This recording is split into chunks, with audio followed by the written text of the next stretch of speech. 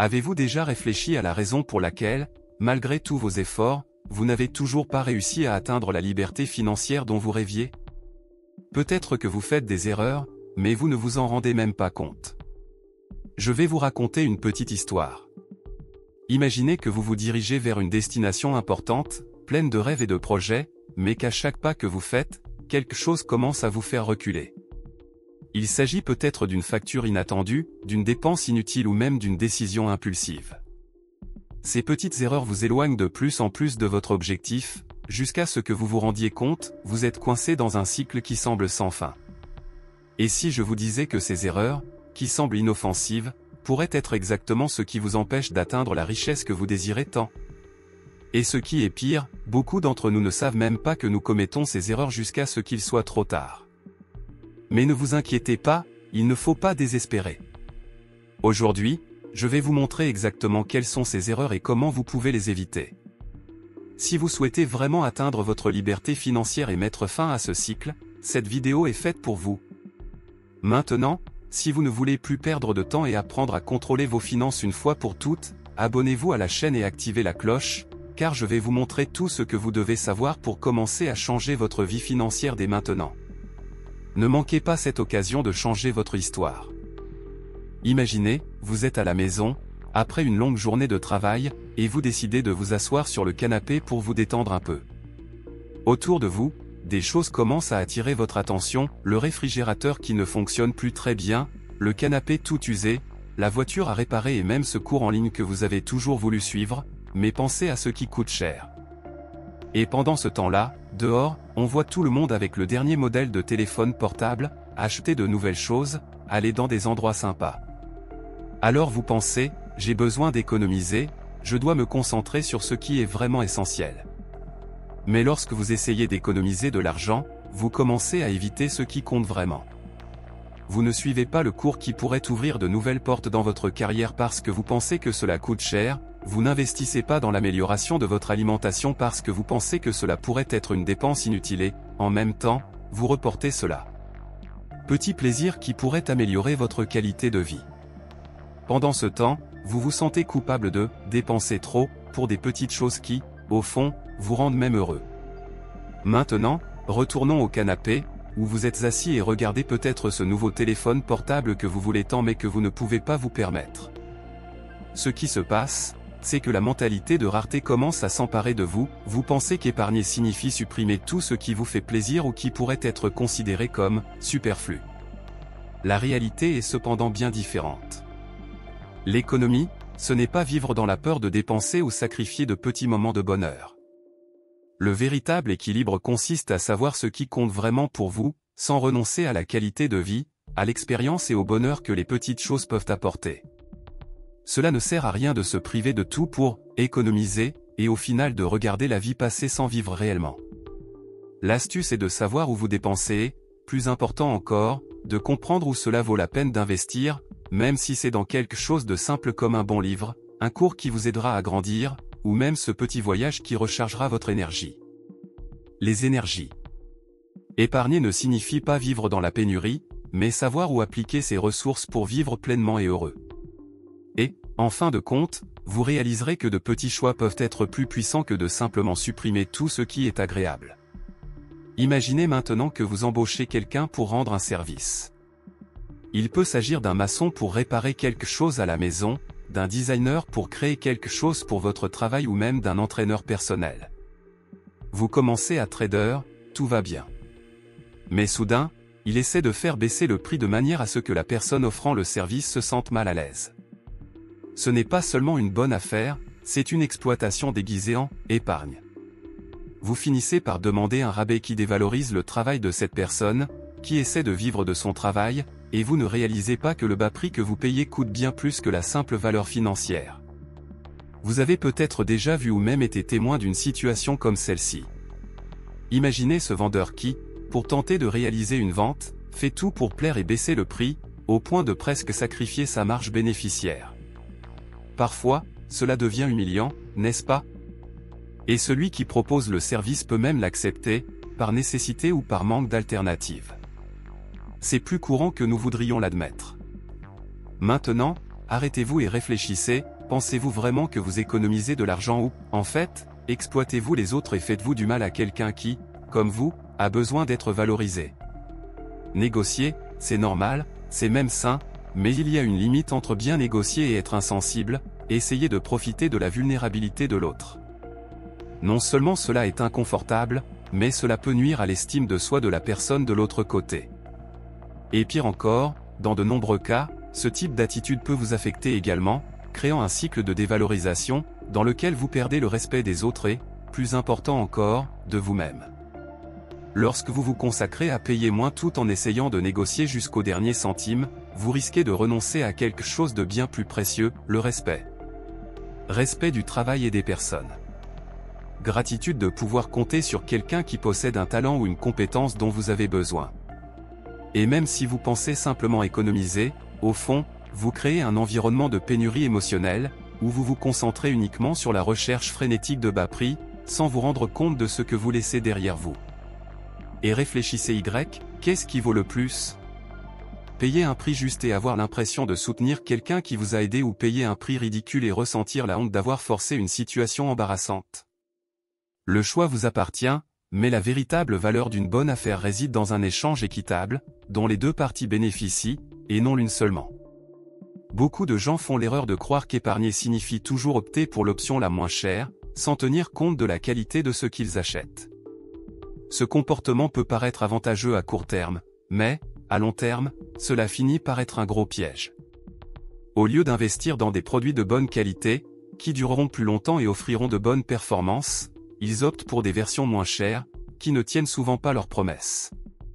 Cela entraîne non seulement de la frustration, mais entraîne également des dépenses constantes de remplacement ou de réparation. Lorsque vous achetez quelque chose de bon marché, comme des appareils électroniques de mauvaise qualité ou des vêtements qui se décolorent rapidement, vous risquez de dépenser plus d'argent que si vous aviez fait un investissement initial plus important dans quelque chose de plus durable. Les économies immédiates deviennent un coût futur et vous vous retrouvez piégé dans un cycle de remplacement constant. Le secret est de comprendre la relation entre prix et qualité. Au lieu d'acheter plusieurs articles bon marché au fil du temps, vous pouvez choisir d'acheter moins, mais investir dans des produits qui répondent réellement à vos besoins, avec une plus grande durabilité et performance. Ce type de choix n'est pas une dépense, mais un investissement intelligent, qui générera des économies dans le futur et, en plus, apportera satisfaction et praticité. Dans un monde où le rythme de la vie quotidienne et les responsabilités financières dominent souvent la routine, de nombreuses personnes tombent dans le piège de supprimer complètement les petites expériences qui apportent joie et satisfaction. Cela peut inclure de ne pas sortir dîner avec des amis, de ne pas acheter le livre que vous aviez envie de lire, ou même de ne pas voyager vers une destination à proximité juste pour économiser de l'argent. Même si l'intention est d'économiser de l'argent, l'impact peut être très négatif à long terme. En vous privant de ces petites mais importantes expériences, vous commencez à perdre l'essence de ce qui rend la vie intéressante et épanouissante. La vie n'est pas seulement une question de travail, de factures et d'obligations. Ce sont ces moments simples qui rendent notre voyage plus léger et plus significatif. Ne pas investir dans ces moments peut nuire non seulement à votre santé mentale et émotionnelle, mais aussi à votre estime de soi, car vous commencez à sentir que votre vie est une recherche incessante de toujours plus, sans jamais profiter de ce que vous avez déjà. Avoir. Il est important de comprendre qu'épargner ne signifie pas supprimer tout ce qui fait plaisir, mais savoir trouver un équilibre. Oui, vous pouvez faire des choix intelligents et équilibrés, en donnant la priorité aux moments qui contribuent réellement à votre bonheur. Un bon film, un livre qui éveille l'esprit, une sortie dans la nature ou un café avec un ami ne sont pas des dépenses inutiles, ce sont des investissements dans votre santé émotionnelle, votre bien-être et votre qualité de vie. La pression de paraître prospère, en particulier dans une société où les apparences sont souvent plus éloquentes que le fond, peut inciter de nombreuses personnes à être tentées de créer une image d'elles-mêmes qui ne correspond pas à leur réalité. Acheter des vêtements chers, changer constamment de voiture ou même vivre dans des endroits luxueux peuvent être une tentative de donner une impression de richesse ou de réussite.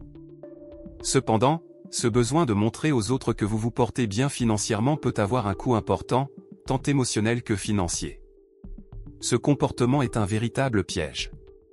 Pour entretenir cette façade, vous risquez de vous endetter, de prendre de mauvaises décisions financières ou même de sacrifier votre tranquillité d'esprit.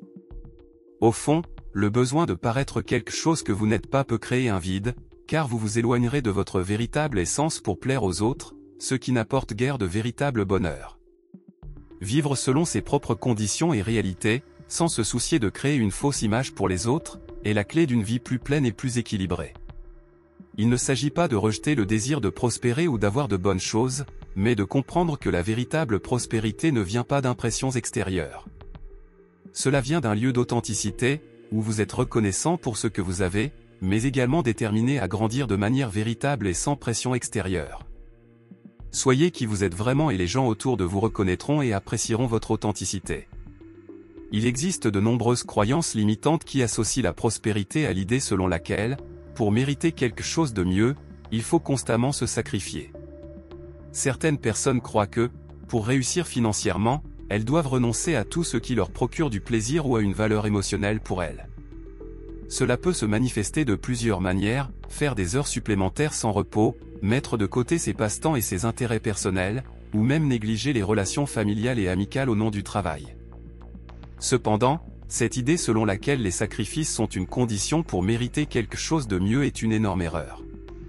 En réalité, il est possible d'avoir une vie équilibrée où l'on n'a pas besoin de renoncer à sa santé mentale, à ses relations ou aux petits moments de plaisir. La véritable prospérité ne consiste pas à faire des sacrifices excessifs pour atteindre des objectifs, mais à trouver un équilibre sain entre ce que vous souhaitez réaliser et ce qui est déjà important pour vous dans votre vie. Cela implique de savoir comment passer du temps avec les autres, prendre soin de soi et rechercher une croissance financière de manière durable et agréable. Le mérite ne consiste pas à porter un fardeau ou à faire des sacrifices incessants. Il s'agit de reconnaître la valeur de ce que vous faites et de vous donner la chance de profiter des bonnes choses que la vie a à offrir tout en vous consacrant à vos objectifs. Il n'est pas nécessaire de souffrir pour prospérer. Le véritable mérite vient lorsque vous parvenez à équilibrer les aspects matériels et émotionnels de votre vie, avec gratitude et sagesse. De nombreuses personnes ayant un état d'esprit de pénurie ne reconnaissent pas l'importance du développement personnel. Ils peuvent penser qu'ils n'ont ni le temps ni l'argent à investir dans leur éducation, ou même penser qu'il n'est pas nécessaire de poursuivre leurs études, car ils possèdent déjà des connaissances de base ou suffisantes pour faire face aux situations quotidiennes. Cependant, négliger le développement personnel est l'une des plus grandes erreurs que l'on puisse commettre. S'engager, car sans croissance continue, les opportunités commencent à diminuer. Le développement personnel ne fait pas seulement référence à des cours formels ou à des spécialisations, implique tout type d'action qui contribue à votre croissance personnelle et professionnelle.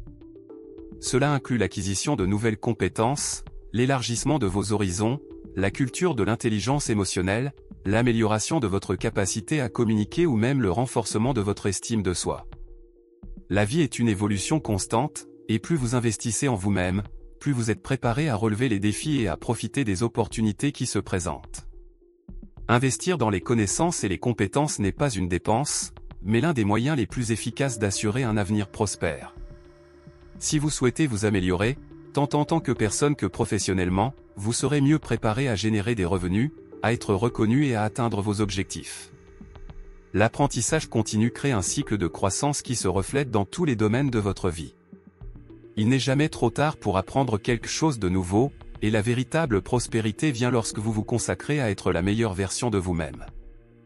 Il est courant que de nombreuses personnes, en particulier celles qui sont plongées dans la recherche incessante de richesse ou de succès, oublient de vivre dans le présent.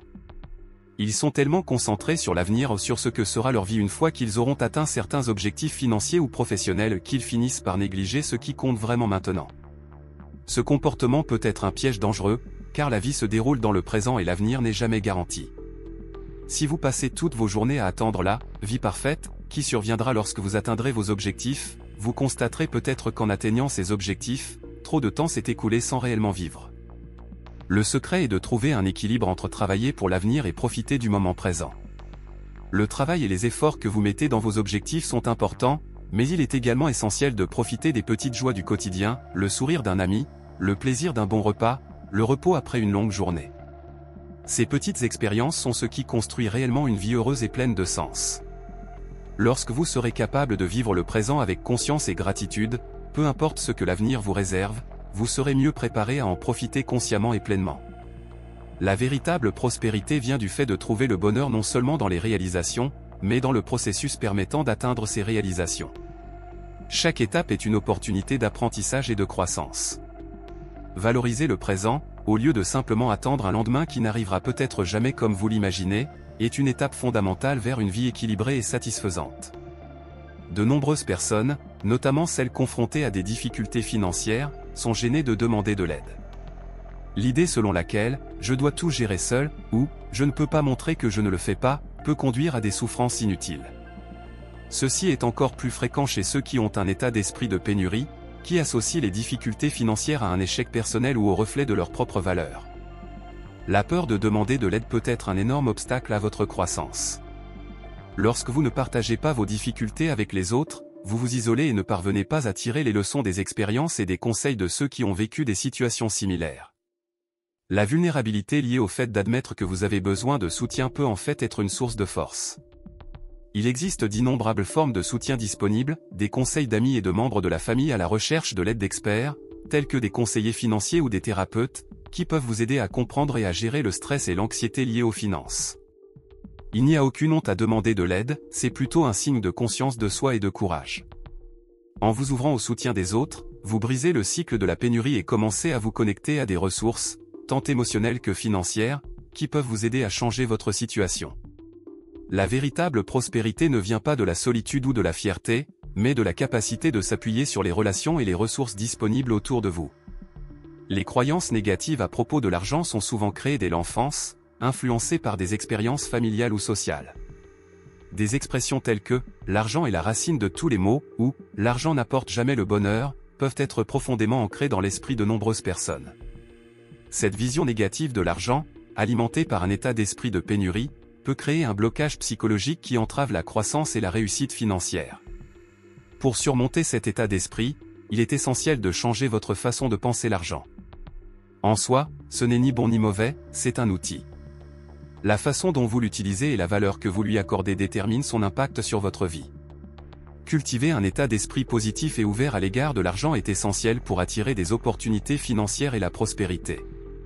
Cela implique de considérer l'argent comme un moyen de réaliser vos rêves, d'investir dans votre bien-être et de créer une vie confortable pour vous et votre famille.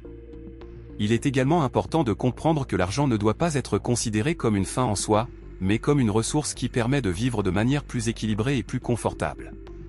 En changeant vos idées sur l'argent, vous commencez à attirer plus d'abondance dans votre vie de manière saine et équilibrée. Au lieu de craindre l'argent ou de vous sentir coupable d'en vouloir plus, commencez à l'aborder avec gratitude, en comprenant ce qu'il peut faire pour améliorer votre qualité de vie. Un autre obstacle majeur à une mentalité de prospérité est de rester coincé dans le passé, surtout si le passé comporte des erreurs financières ou de mauvaises décisions. De nombreuses personnes portent pendant longtemps le poids de mauvais choix, se laissant consumer par la culpabilité et le regret. Cette vision négative du passé peut se transformer en blocage mental, les empêchant d'avancer. Une mentalité de rareté peut émerger ici, conduisant à croire que les erreurs passées sont le reflet permanent de votre valeur ou de vos capacités. Il est essentiel de comprendre que tout le monde fait des erreurs, surtout lorsqu'il s'agit d'argent. Ce qui définit votre avenir n'est pas l'erreur elle-même, mais ce que vous en tirez et la façon dont vous choisissez de réagir. Au lieu de vous en vouloir, demandez-vous « Que puis-je apprendre de cette expérience ? Comment puis-je le faire différemment la prochaine fois ?» Apprendre de ces erreurs est un moyen puissant de se libérer de la pénurie et d'ouvrir la voie à la prospérité. Chaque échec est une opportunité de croissance, et chaque mauvaise décision peut apporter de précieuses leçons pour votre développement personnel et financier. Alors ne vous attardez pas sur ce qui s'est passé. Reconnaissez vos erreurs, apprenez-en et avancez avec plus de sagesse et de confiance. La véritable prospérité consiste à ne pas laisser le passé dicter votre avenir, mais à l'utiliser comme tremplin pour de nouveaux et meilleurs choix. L'une des caractéristiques de la mentalité de pénurie est la tendance à se concentrer sur ce qui manque, plutôt que de reconnaître et de valoriser ce que nous avons déjà. Cela peut se manifester par une comparaison constante avec les autres, par le sentiment de ne jamais en avoir assez ou d'être toujours en retard. Cette vision de la pénurie crée un sentiment de frustration et d'insatisfaction, rendant difficile la véritable prospérité. La clé pour changer cela est d'adopter un état d'esprit d'abondance. Au lieu de vous concentrer sur les choses que vous n'avez pas encore accomplies, essayez de réaliser tout ce que vous avez déjà et tout ce que vous avez déjà accompli. Cela inclut tout, des choses les plus simples, comme la santé, aux biens matériels et aux relations importantes. En valorisant ce que vous avez déjà, vous créez une base solide pour attirer plus de bonnes choses dans votre vie. Cette gratitude n'est pas seulement une attitude positive, mais une habitude qui renforce votre bien-être émotionnel et ouvre les portes à davantage d'opportunités. Lorsque vous reconnaissez l'abondance autour de vous et dans vos actions, il est plus facile de voir qu'il y en a déjà suffisamment et qu'avec sagesse et persévérance, l'avenir peut en apporter encore plus. Alors, maintenant que vous savez comment identifier et surmonter ces pièges de la mentalité de pénurie, vous êtes plus que prêt à commencer à transformer votre relation avec l'argent et la prospérité. N'oubliez pas, la véritable abondance commence en vous, dans la façon dont vous pensez et vous connectez aux opportunités qui vous entourent. Chaque pas que vous faites vers un état d'esprit plus positif et équilibré a un impact profond sur votre vie financière et émotionnelle. Si vous avez aimé ce contenu et souhaitez continuer à en apprendre davantage sur la façon de mener une vie pleine et prospère, assurez-vous de vous abonner à la chaîne. Activez la cloche pour ne manquer aucune vidéo, car nous vous apportons toujours des conseils et des stratégies pour vous aider à grandir, évoluer et atteindre vos objectifs. Partons ensemble dans ce voyage vers l'abondance.